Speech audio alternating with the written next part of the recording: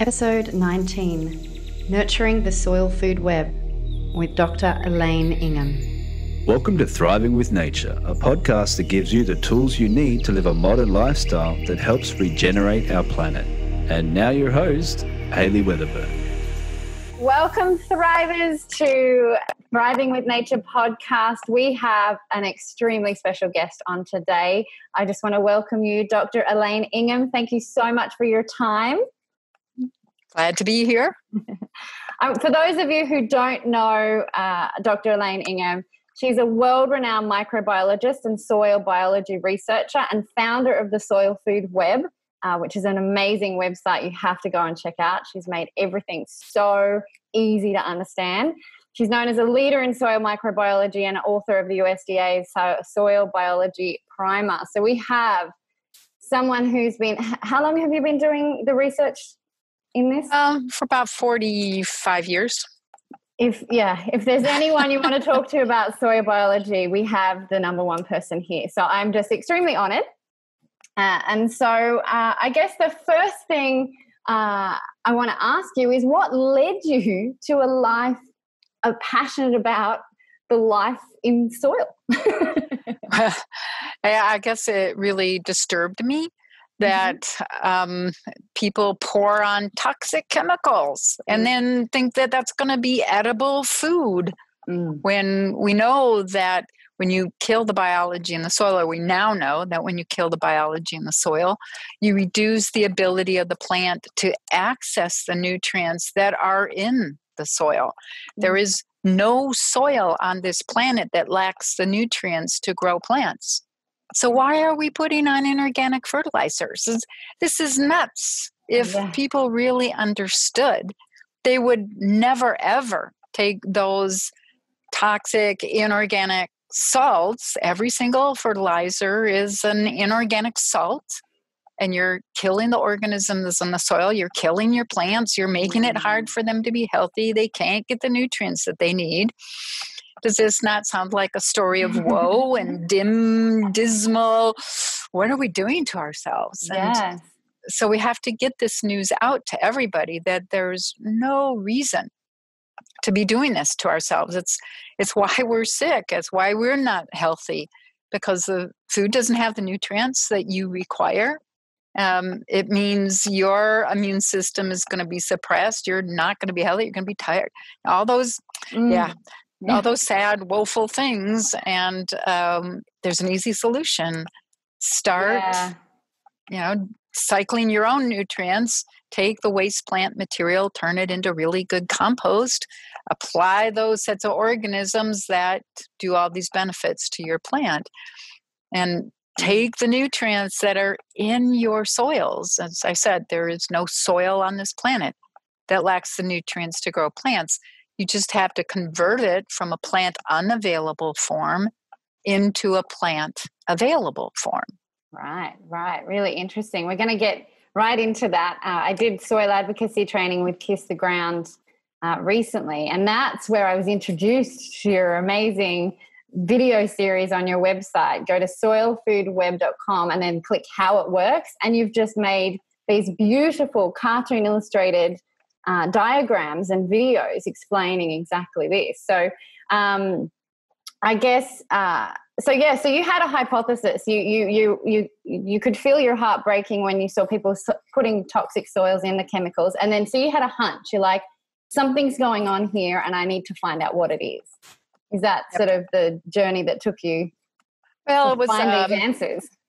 A little more convoluted than that. When when I started my PhD at Colorado State University, which is when I shifted into soil mode. Before that, I had been interested in marine microbiology, but it became very apparent that there was no money in marine microbiology. And, I've gotten used to this idea of being able to eat. So it's important. Have to have a job where you can actually make some money. And so when I arrived at Colorado State University, my major professor asked me to take on a project where we would look at how do you assess active living organisms in soil. Oh, wow. what's the total biomass? What's the active biomass? And one of the things my major professor asked me to do was to go around to all of the other professors in soil-related, agricultural, plant growth related subjects. And he asked me to ask them, what do all these organisms in the soil do? We know that there's lots of bacteria and fungi, and there's some protozoa, and there's some nematodes, and what do they do in the soil? Would it be a wise idea? Would it be a good idea to get my PhD work, my dissertation, looking at these organisms in the soil and starting to figure out what it is they actually do? And absolutely, every single person I talked to, their reaction was, oh, no, you don't want to do that because those organisms are just there. They don't do anything. Interesting. Yeah, this is how recently people had this attitude about dirt and soil are the same thing, and they're anything but the same. Dirt doesn't have biology in it. And so if you're trying to grow a plant in dirt, you are stuck having to use the toxic chemicals. You're going to be using pesticides and herbicides and all those inorganic fertilizers. You're going to have to till. Because there's nobody home to do the work. Right. Okay. If there's no one home to do the work, then you're going to have to do the work. And we are really abysmally bad at talking to our plants and saying, so what do you need, hun? A little nitrogen today, or do you need phosphorus or maybe magnesium? How about some boron? What do you need? Come on, grow faster. Now the plant just, look at these yellowing leaves. Look at these purple veins. Look at the dry, crinkly edges. Look at the bubbly surface of the leaf. Well, we didn't know those things. We didn't know how to interpret those things. Nature talks to us all the time. We just don't listen. We don't know how to interpret that information. And so spend a lot of my life trying to look at some of those visual cues as well as the biological cues. Absolutely. And we've only begun to speak with Mother Nature, really. Wow. We have a lot to learn. And it's a little depressing every once in a while when you realize just how arrogant we've been as a species. We have to learn to live with nature and not fight with nature. Because if you have a battle going with Mother Nature, okay, human beings may win one or two. But when you're having a war, who's going to win? Ultimately, who's going to win? Yeah. Nature. Exactly. So we need nature. Mother Nature doesn't need us. So we have to alter our ways. We've got to get back to working with nature instead of against her. So starting my PhD at Colorado State University, it was really kind of eye-opening to realize just what we didn't know. Those organisms have to be there for a reason. Mother Nature doesn't let organisms that aren't doing anything, they're just lying around kind of, taking up energy or something. She's not going to let them hang out and just exist. They're there for a purpose. And it was up to us to figure out, why are they there? What are they doing? How are they important? Exactly. And when we started investigating that, it was one discovery after another where the light bulbs just came on. It was like, well, of course, that's how it has to work. Nutrients have to be converted from not plant available into plant available. Nature's only been doing it for the last 500 million years. And totally. Yeah, just because we didn't realize it, we paid no attention, doesn't mean they weren't in there doing all the things they're supposed to be doing. So we better catch on, and we better catch on quick. Because if we can get these organisms back into the soil, we can take all that elevated CO2 in the atmosphere and very rapidly sequester it back into the soil in no time flat. Within, we do different calculations and we come up with kind of different answers, but it's usually somewhere around 5 years, maybe 10 years if we're really slow and stupid. 10 years in order to put all that elevated CO2 and methane and nitrous oxide and ammonia back into the soil from whence it came. Yes, it is. It's such an important, that's something that we learnt with soil advocacy training, is if we just step back, I like to talk about if you align with the force of nature, that's why she's always going to win. You might conquer those first two, like you said, but her force is unforgiving. It will always keep going. You know, you walk away from a garden, it just, you know, it does, the force is just very obvious. And so, but what we found was just if we, rather than try to dominate and replace and understand everything, if we just nurture and nourish those soil microbes, not only is it going to improve our soil health, it's going to improve our vegetable nutrition, and like you said, sequester the carbon back in. It's like it's a simple yet powerful solution to us moving forward. And it's an interesting process to understand how we got separated from taking care of nature. And, you know, what were the steps along the way that resulted in modern agriculture? There's nothing modern about it. It's a Newcomb approach to life, really, when you think about it, which is sad.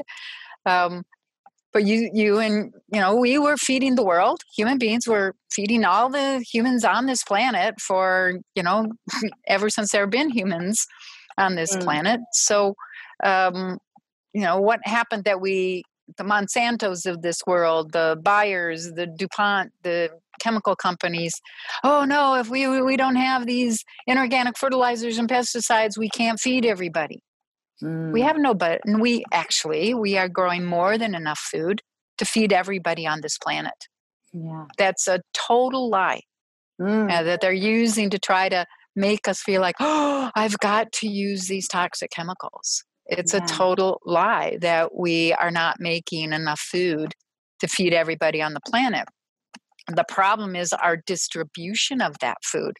We don't give that food to the people who are starving to death. Yeah, we're truly Christian. Yeah. You know, they're starving to death. They need this food, but don't give it to them. No.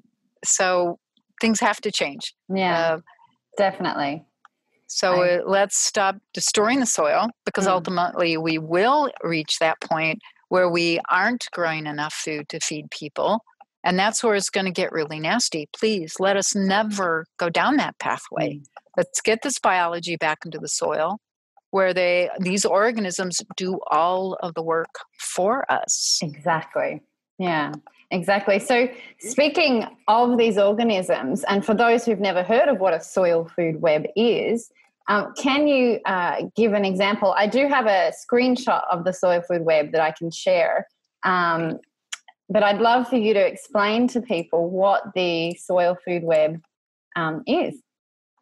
Yep. So pretty simple picture here. If you start on with plants on let's see, looking at the far left. Yep. You know, your general average plant, you know, pretend that that's a great big banana, or, you know, it's a grass or whatever you want to think of. How do those plants obtain the nutrients that they require? How does that plant let the rest of the system know what it needs? And so the plant photosynthesizing, making sugars, and those sugars are then pumped down into the root system. So that plant is going to release the specific structures of sugars and carbohydrates and proteins. So exudates is what we call those generally, things that are being produced by the plant, released out into the soil to tell the bacteria and the fungi. So you can find in the, you know, there's the fungi, there's the bacteria. Those exudates tell the bacteria and fungi what the plant needs. And so the bacteria and fungi are saying, thank you very much for the cakes and cookies. This is wonderful. But I know if I want any more cakes and cookies, I have to do the job that this plant is requiring of me. So these bacteria and fungi make the enzymes to pull the nutrients out of the crystalline structure of the sands, the silts, the clays, out of rocks, out of pebbles, out of gravel, out of the big boulders, out of the parent material on which our continents are based. And those bacteria and fungi pull those nutrients. Now they're going to tie those nutrients up in their biomass, in their bodies. And so it's a bit of a storage, it's a pantry for your plant. And of course, the growth of those bacteria and fungi mean it's going to attract the protozoa, the nematodes, the microarthropods. So you can see that kind of the next trophic level over towards the right are protozoa, nematodes, microarthropods, and they eat the bacteria and fungi. But because the nutrients in the bacteria and fungi are so much higher in concentration, they're so much higher in phosphorus and sulfur, magnesium and calcium and sodium, potassium, boron, zinc, selenium, all the things that the plant needs to be able to grow. They're much higher in the bacteria and fungi than they are in the protozoa, the nematodes, and the microarthropods. And so when the predators eat the prey, that's going to result in the release of all of these soluble nutrients, which is the form now that the plant has to take up. Right. It's going to release all those nutrients in the proper balances, because remember, it was the plant putting out the exudate, telling the bacteria and fungi what to pull into their bodies. And so those soluble nutrients are released. The plant takes up what it needs. Everything is delivered right to the doorstep of that root system. I kind of think of it as being like the pizza delivery guy, and here you are, the plant, and you decide that you need some cheese pizza or pepperoni or whatever it is you need. You get on the phone and you call up the pizza parlor and they make your pizza. And it's kind of like the bacteria and fungi. They're going to take their enzymes, pull the nutrients in to their bodies. And so here we are, we've got the prepared pizza, but now we got to have somebody to deliver it to our doorstep. And that's the protozoa, the nematodes, the microarthropods. They release those nutrients right around the roots. Plant takes up what it needs. If excess is being released, then the bacteria and fungi that weren't eaten by the protozoa, nematodes, microarthropods are going to take up those soluble nutrients and keep it right around the root system. So the next set of predators that come in will eat those bacteria and fungi, release the nutrients, and your plant gets a second try at them. But it's, like a day later, 24 hours, 10 hours later, whatever. How rapidly is that plant growing? Well, it's going to be pumping out exudates faster. The faster the plant grows, the faster this nutrient cycling occurs. Yeah. So that's how we don't have to be putting on inorganic fertilizers anymore. It's absolutely not necessary. If you put inorganic fertilizers on, you're going to be killing these very organisms that would do your work for you. Instead, you've opted to have to do the work of spreading all this inorganic fertilizer out. And we don't do a good job of putting out the right fertilizer. Your plant doesn't grow on nitrogen alone.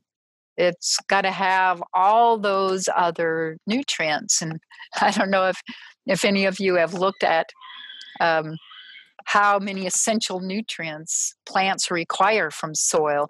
But back in the 1940s, people said there were only 3 nutrients that were necessary. NPK. NPK, Your plant can't stay alive on NPK, and that's it. It's got to have all these other things. So, 5 years later, now they were saying, no, there's 5 essential nutrients. And, 10 years later, it's 18 essential nutrients. By the time I got into high school, it was 24. When I got out of graduate school, it was 32. So it's, which one's the real number? Will you please stand up? Your plant needs all of them. And when we put out these inorganic fertilizers, we're stressing our plants because they're not getting the full balance of all the nutrients that they need.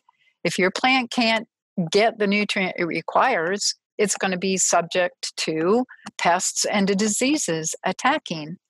And I've often had people say, why would Mother Nature have made all of these pests and problem and disease-causing organisms? Why are these things in existence? Because it makes life so hard. Well, Mother Nature has those creatures to do specific jobs, just like the bacteria and the fungi, the protozoa, the nematodes, microarthropods. those disease-causing pest and problem organisms are there to take out the garbage. So if your plant is being attacked by pests or diseases or problem organisms, Mother Nature's really sending you a message and saying, these are unhealthy. You shouldn't eat these plants.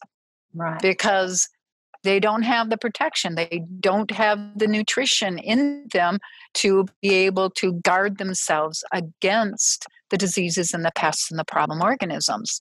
We've got to learn to understand what that message, what that signal, what does it really mean? Yeah. We need to get the biology back into the soil to set up this food web that will deliver the nutrients so your plant is never stressed, never incapable of protecting itself against all these diseases and pests and problem organisms. Right. Yeah, exactly. I've said, like, if there's an excess of one particular maybe insect or what you're calling a pest, it's a communication. It's like, why is that there? What is out of balance in this soil food web? Yeah, it's really, there's a great documentary called The Biggest Little Farm, which really illustrates the importance of that cycle. They talk about the microbes, but they also go beyond that to the birds and the coyotes and yeah, and if you want to fix your problem with your grasses out in the field, really what you have to do is go find some foxes, and you fix the whole food web all the way along that who eats who chain. Yeah. So sometimes, we may have to wait a little bit for we add the fox and the consequences feed back to the bacteria and fungi growing around the root system of that plant. So we have to understand that. Like right now, we're really delving into trying to understand what all of the jobs that microarthropods are actually doing in the soil. And we've always thought of them as just being predators. They eat the things that eat the bacteria and fungi, so they're kind of keeping things in control. But it's far beyond that. Many of these microarthropods have really critical roles in maintaining the immune system of the plant, helping to weed out some of the undesirable microorganisms. And so there's so much more we have yet to learn. It's just frightening. Yeah, it keeps it exciting, keeps it very interesting, those new revelations. On your journey, I'm curious to see what's like one of the most fascinating maybe bacteria or microbes that you discovered that does something really interesting or unusual. Is there one you might not have a favorite, like a mother with children? No, there's a whole bunch of really interesting creatures, but like one of my favorites are nematode trapping fungi. Oh, wow. And most people don't think of fungi as being a predator of nematodes. Right. We think about them the other way around. Bacterial feeding nematodes. Gosh, what do they eat? Bacteria. Fungal feeding nematodes. What do they eat? Fungi. Predatory nematodes eat other nematodes. But some of the fungi have developed the ability to produce rings. So the hypha, as it's growing along, branches, and it puts out 3 separate cells that form a ring. Right. And then the inside of those rings start pushing out exudates that are exactly like the exudates that your root system puts out. Sneaky. So it's attracting those root-feeding nematodes that attack and damage the root system of the plants. Right. So now here comes the nematode saying, I can sense that root. It's here somewhere. Come on, where is it? And sooner or later, it's going to put a head or a tail into that ring. And wherever it touches the edge of that ring, it causes these cells to well up. Oh, wow. And clamp down on that nematode. And there's some great pictures on the internet showing these the root-feeding nematodes, just going crazy. Let go of me, let go of me. I got to get away. I got to get away. And of course they can't because they're really well stuck there. And then the fungus will use its enzymes to eat through the cuticle of the nematode and get inside the nematode and sporulate, produce thousands, millions of spores that go off into the soil, spread by all kinds of other creatures, spread by water movement through. And so now you're going to have more nematode trapping fungi growing in the near future. And it's a very rapid way to deal with root-feeding nematodes. There's no reason to be putting out a nematicide because nature has plenty of ways to deal with all those things. But I think those rings, they're beautiful structures. They're a lot of fun. Yeah, I'll have to watching. Check them out. we even have taken, we'll grow them on a dish in the laboratory, and then we'll drop a couple of nematodes into the dish, and so it's like, which nematode is going to buy it first? Yeah. So my money's on number one. That's awesome. Way better than a computer game. Here we go. We've just had an inside look at what research scientists are doing in those labs.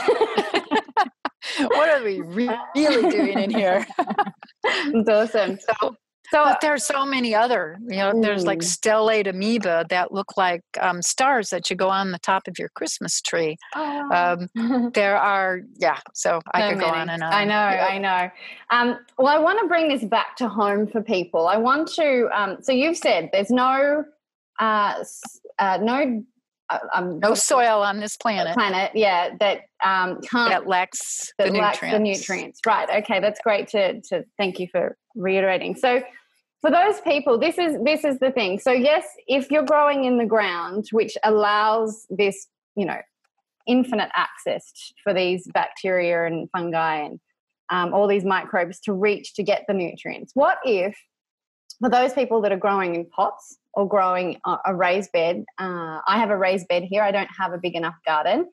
And so, to have everything that's needed inside there, the sand silt clay, so the soil part, and then all what can people do in those situations to ensure that when they're growing their vegetables in a contained area where the fungi can't reach out to places to get, what do you suggest for those people to how to grow the soil that way?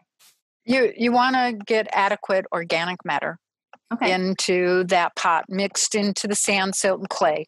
And of course, if you're buying good compost, really biocomplete compost, that's one of our trademarks because we make compost biocomplete.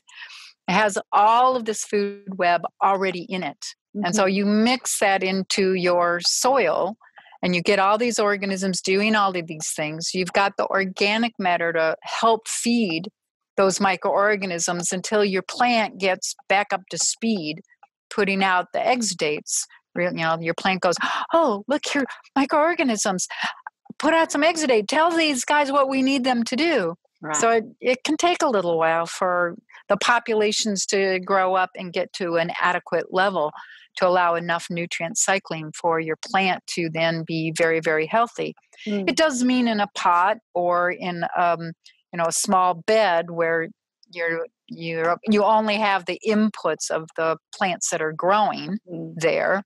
You may have to every year put in another layer of compost, really good compost. And one of the things we've found is that succession occurs. You go from bare soil to weeds to some herbs and small forbs and things, and now you get grasses growing, more productive meadows and highly productive row crop systems, and you go over the edge.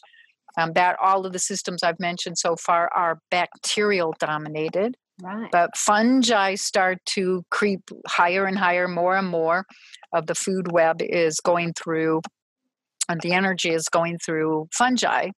And when you go over the edge into a fungal dominated system, now you start setting the stage to grow shrubs, vines, things like that. Keep improving the fungal biomass, and you're now growing your orchard trees, your deciduous. Yeah. Keep going even higher with fungi, and extremely fungal dominated systems are old growth forests. Right. So nature pushes that succession by ever increasing the fungal biomass. And there's a couple of really good reasons, and I can get really detailed and, and put everyone to sleep here when I start digging deep into the science. But you want to push it along to, you want to balance the fungi and the bacteria, which balances all the rest of the food web. Right. To support the growth of the plant you want to grow. We know a lot of those specifics about, you want to grow carrots. Well, then this is what you should have in the soil to promote your carrots, and nothing else is going to be able to outcompete your carrots. Well, maybe I want grapevines, or maybe I want mango trees, or I want orange, whatever. You want to set the conditions in that soil up so that those plants are the ones that are selected for. Their root systems will go down as deep as they need. Yeah. And in a lot of the places in Australia, for example, where we work with wine grape growers or table grape growers, they will say to us when we come in to start working with them, they'll say, we don't have enough water. We can't possibly grow the number of plants you're talking about here. We say, put them in, because we know that we can build the structure in the soil and hold the water so that those plants will have water all year long. We've reduced, in many cases, water use by up to 50 to 70%. They can double or triple the amount of grapes that they can grow without having to add any additional water into the system. It's just whatever comes in that springtime rain, or in Australia, the rainfall is usually not in the springtime. So you have to store it in the soil. You better already have well-structured soil, which means you've got to have the bacteria and the fungi, protozoa, nematodes, microarthropods. You got to have the earthworms. You've got so you have to get that whole food web back into the system so that they will do that work for you. Yeah. So sorry, I was just going to say, I have a worm, like a bathtub of worms, my little red wrigglers, compost worms. And so in my head, I'm going from, not, learning as I go. And one of the things is I should make sure I put some mushrooms in my, I've eaten mushrooms, put leftover mushrooms. So this is my theory, right? If I put some local leftover mushrooms I've eaten, they're called jamur, which is mushroom. It's like an oyster mushroom. And I'm like, if I put that in the worm farm, then therefore I've created an opportunity for fungi in the. Have I completely made a guess of that, or is there some truth to? There's absolute truth to that. Yeah, okay. You'll spread those spores, some of the hyphae perhaps, throughout the worm bin. Then when you take that compost and mix it with your potting soil, now you're going to get those fungi growing. And especially when you're dealing with shrubs or trees or even row crops, even your potatoes and your tomatoes or your carrots, they need a certain amount of fungi in that soil. And they'll help select for those species of fungi that will most benefit themselves, that plant. Do you recommend a biodiverse kind of like in a raised bed? You know how there's the monocrop kind of thing, and you just said like if you were just growing carrots, this is the kind of soil you need. We often hear that the best way to help grow microbes is to have biodiversity, even a biodiverse range of plants. So I've sort of thrown a lot of different plants in thinking there should be beneficial microbes that go across a few, and maybe it helps one will help the other, or is that the truth to that? And I think what most people don't understand is that every time conditions change, it gets a little bit wetter, it gets hotter, it gets colder, all the combinations of weather conditions as you go through a growing season, you have to have a different community of bacteria present at 15 degrees Celsius as compared to 16 degrees Celsius, as compared to 20 or 25. So as it warms up during the year, this set of organisms is awake and functioning, change the conditions a little bit. Now it's this whole other set of organisms that are going to be up and functioning. Well, change a little bit more. This whole other set. So you have to have all of that diversity present in your soil. So your plant is getting nutrient cycling. It's getting all the benefits at each of these different temperatures and moistures, humidity, sunlight, all of those factors play a role. And of course, we haven't even identified more than 5,000 species of bacteria. And yet we know from DNA analysis that there's well over a couple million species of bacteria. Well, so we know the tip of the iceberg. There's still so much. We know this much. Yeah. Oh my gosh. All the rest of this to figure out. So I'm sure someday, I always think of that Star Trek episode where Dr. Bashan is walking around with his tricorder and points it at the soil, the ground, and he goes, yes, this is good agricultural soil because it's got this many bacteria and fungi and protein. And I'm sitting there going, I want one of those. Totally. Yep. And so that diversity, we don't have to know every name of those organisms. We don't have to know their genus species name. We just need to know that we've maximized diversity. Right. And the way you maximize diversity is in your compost pile, put in lots of different kinds of organic matter. Lots of different organisms are going to be on those leaf surfaces. They're going to be on the surfaces of your apple cores or on the skin of the apple or on the banana or on but don't buy bananas that have been grown in toxic chemical situations because there is no decent biology left on the surface of that banana. It's plain organic matter. You're not getting the improvement in diversity that you really need. And when you think about your own gut microbiome, where do those organisms in your digestive system come from? Comes from what you eat. And if we sterilize the surfaces of all of that plant material that we're eating, we are not replenishing our own microbiome. And we're not going to be healthy. We're not going to be capable of warding off diseases and pests and problem organisms. We've got to have those organisms in our digestive system to change the food that you're eating into those soluble nutrients that you take up across your gut lining and into your bloodstream. We have to have those organisms. Where did those organisms come from? They come from the food that you eat. Yes. But if you've sterilized your food, no wonder we're not healthy. No wonder we have to take all these vitamins and minerals.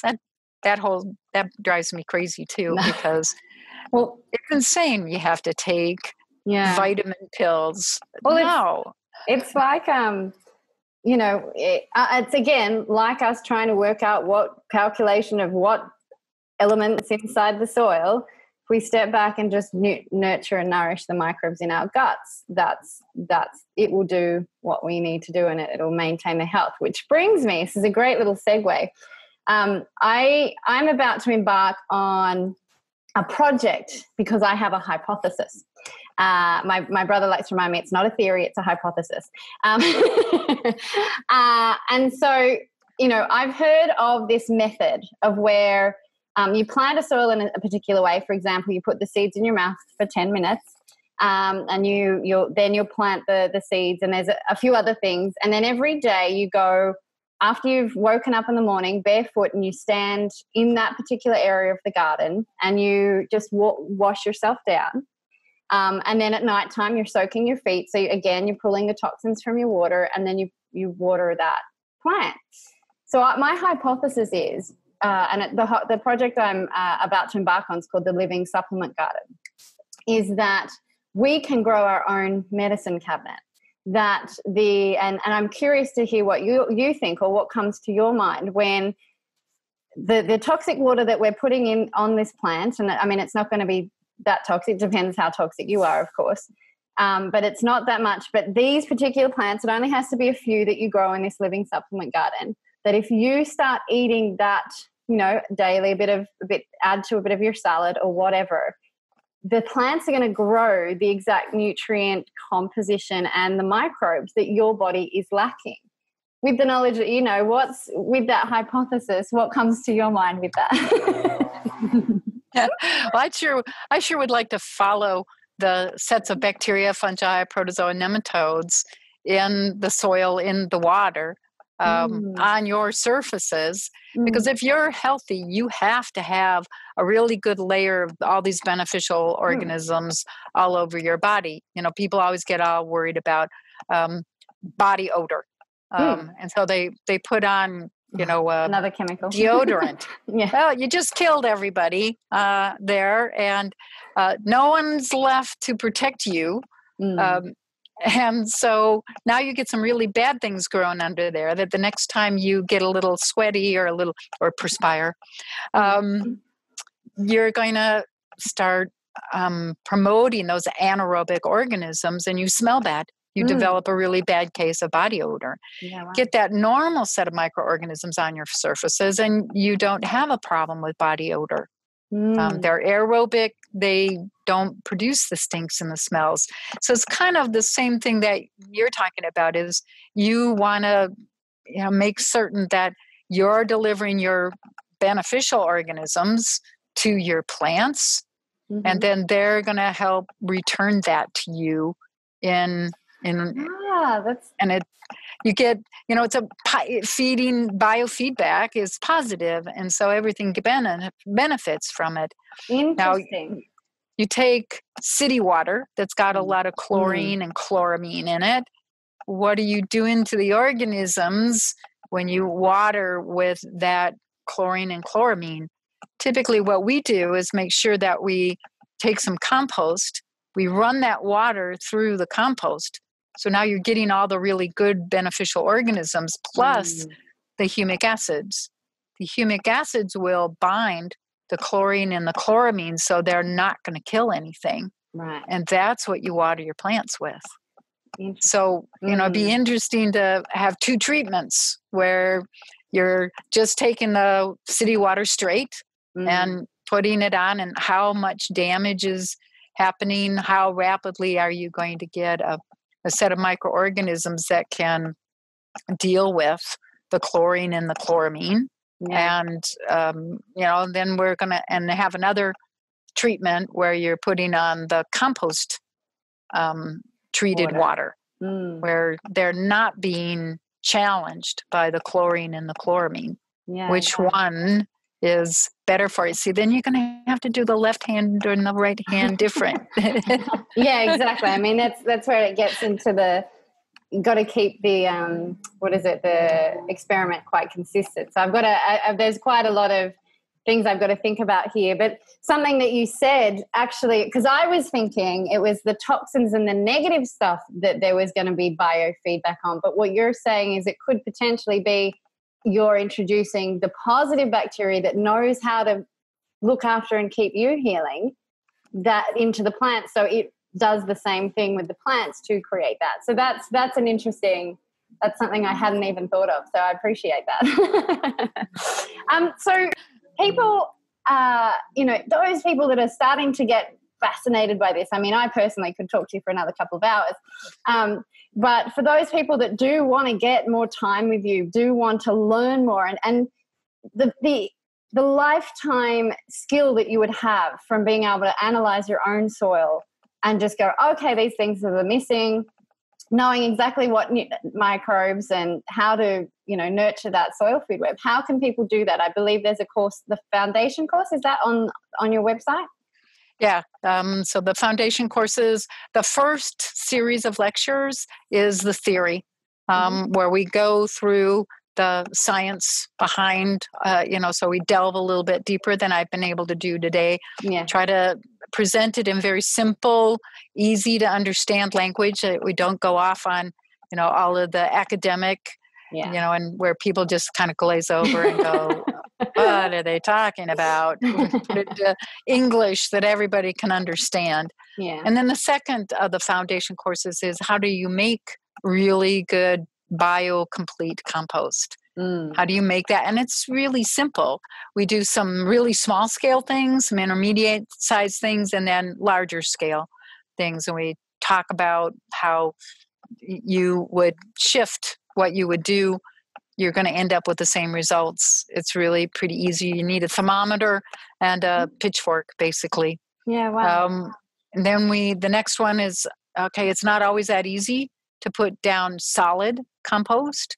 So let's extract the organisms from the surface of the compost and grow them in that compost tea. And now you have the materials that you can spray on foliage or inject into the ground around the root systems of your plants.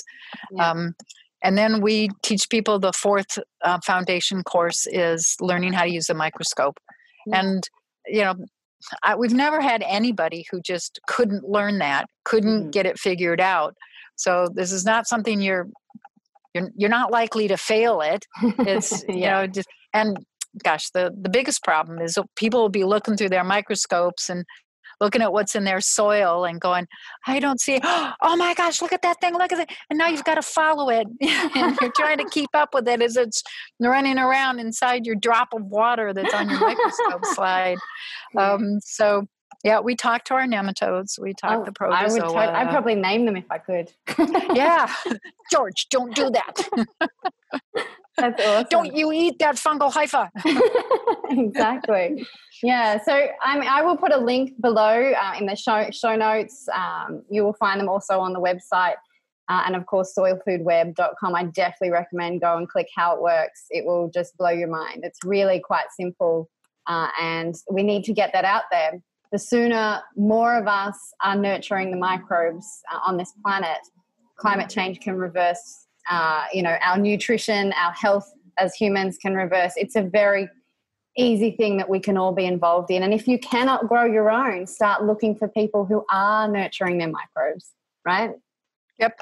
It's like if you really don't want to learn how to use the microscope, try to, get somebody else to do that work. You can be growing the plants and they can be doing the assessments and telling you which compost to put back on or which foods to put out there to select for the biology that's going to benefit your plants so you don't ever have a plant that dies on you. Yeah. I believe, can people contact soilfoodweb.com and say, hey, this is where I am. Do you know of anyone that's got your knowledge so that they can come and consult for me? So that's definitely another way.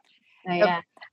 So info@soilfoodweb.com. Awesome. And, we deal with, 200-300 email questions every day. So we have the staff, the people that really help you out. We have a training program. You take the foundation classes and you can do this yourself if you want to start consulting for other people. We teach you how to do that consultation. If you want to start a lab, so you can be doing the microscope work for other people. Yep. We have those programs already in place. That's so amazing. And I just want to say thank you so much. The 40 years that you spent doing this and what you're sharing right now is imperative that needs to get out there. And it's just thank you so much because it's such an opportunity for us to, and done so simply, just shared so simply. So really, really thank you, Dr. Elaine. I really, really appreciate it. And thank you so much for your time today. I know you're busy. And so to take the time out to share this information, I'm really, really grateful. And I'm sure my thrivers out there have just been stoked as well, as much as I have doing this interview. That's great. And I really appreciate the opportunity to talk on your program here because we've got to get the word out. We have to change the way people manage dirt. We've got to turn it back into soil and get all these organisms, all these benefits. And it's easy to understand. People always say, I knew that this is how soil had to work. I knew that this was how it was supposed to be done. And I just couldn't get any confirmation from the chemical world because they're more interested in taking the money out of your pocket and putting it in theirs. Because there is no money in nurturing Mother Nature. She does the work for us. That's right. Yeah. Unless, of course, you're trying to eat really good food. Then there's every reason. Exactly. Yeah. Yep.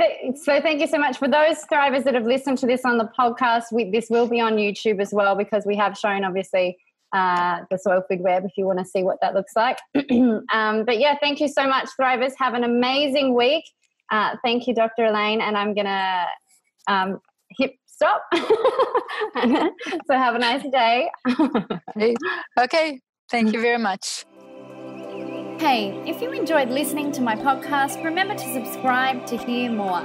You also have to come check out the Thriving with Nature website, where all of my videos, podcasts, and resources are to take what we discuss here to the next level and apply it in real life. I'd love to have you come join myself and many others striving towards living a regenerative lifestyle. Go to thrivingwithnature.com.